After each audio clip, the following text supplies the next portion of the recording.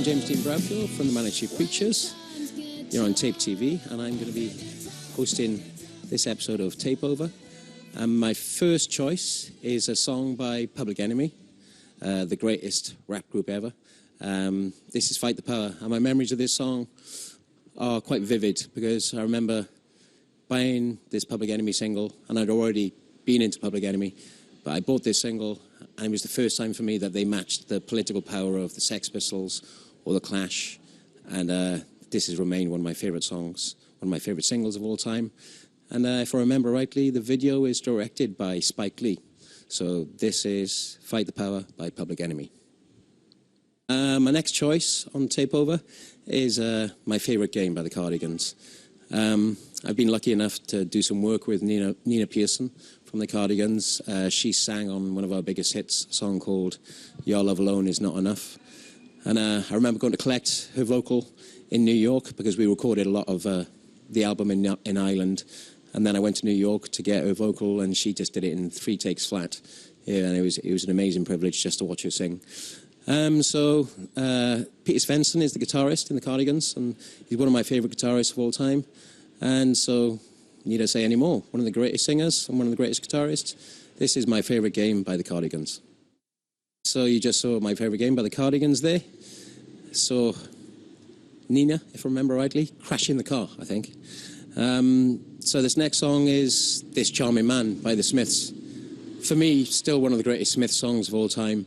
I remember hearing this song on radio on the John Peel show back in Britain, and it starts with the lyric, "Punctured bicycle on a hillside desolate, will nature make a man of me yet?"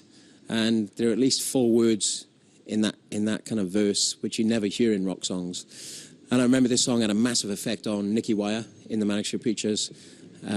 He went into school the next day with lots of flowers hanging out of his back pocket because Morrissey had been on Top of the Pops wearing flowers in the back of his jeans, and kind of, in a strange kind of way, had the same kind of revolutionary effect on us that Public Enemy and the Clash had on us as young kids, but in a very different way, in a more poetic, gentle, kind of ironic, wry, smiling kind of way. And I think it's easy to say that the Smiths are probably the greatest British band of the last 30 years or so.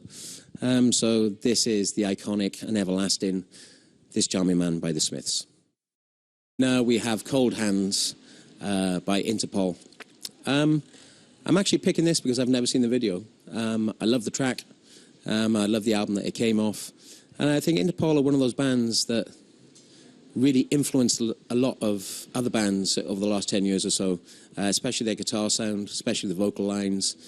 They almost reintroduced that post-punk, new wave sensibility into music. There was always something so brooding and so intentful to harm in their music, but without really exploding into true violence.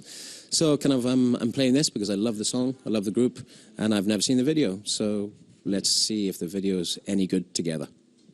When I was young, one band that really captured my imagination was early Simple Minds. So we're not talking about Simple Minds in the mid-'80s, we're talking about Simple Minds in the early '80s, when they were making music that was inspired by a lot of German music, that was inspired by Can, that was inspired by Neu and Faust. And Simple Minds at the start were very much an experimental kind of European band that was influenced by the cold edge of dance music and by the kind of like the futuristic edge of like German bands, like I just mentioned. And yeah, this song, Love Song, just has such a beautiful bass line to it. It's so simple but so powerful, so pounding. And, it, you know, early Simple Minds just made you believe in the future somehow. So if I remember rightly, this video has them wandering around a nightclub, and it looks like the 1980s. Believe me, this video looks like the 1980s. For any of you young enough not to remember the 1980s, this is what it was like. So this is Love Song by Simple Minds.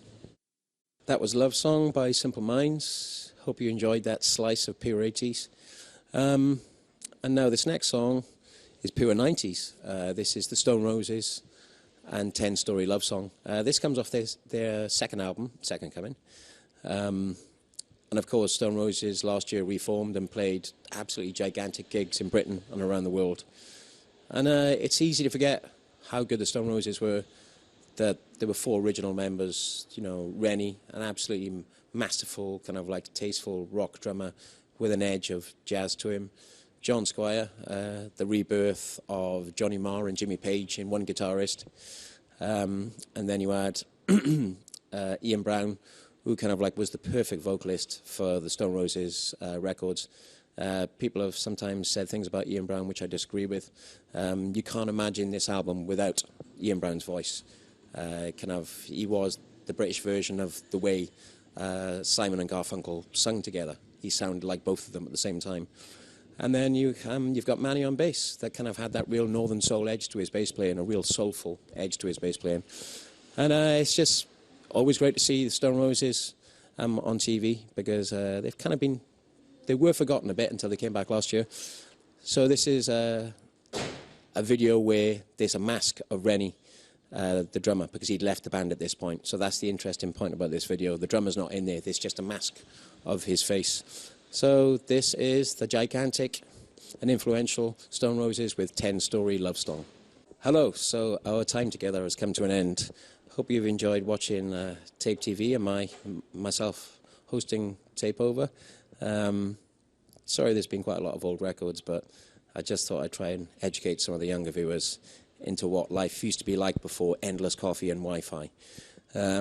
So I'm going to end with one of Wales's greatest ever groups. This is the Super Furry Animals, that for a lot of people are the best ever Welsh group. This video's kind of seemed quite high-tech at the time, and this is quite a strange Super Furry Animals song, because it feels more like a disco, kind of like 70s number, but it's got a very sexy little edge to it in a strange, surreal kind of way. So thanks for watching, and I'll see you out with the Super Furry Animals and Juxtapose. Bye-bye.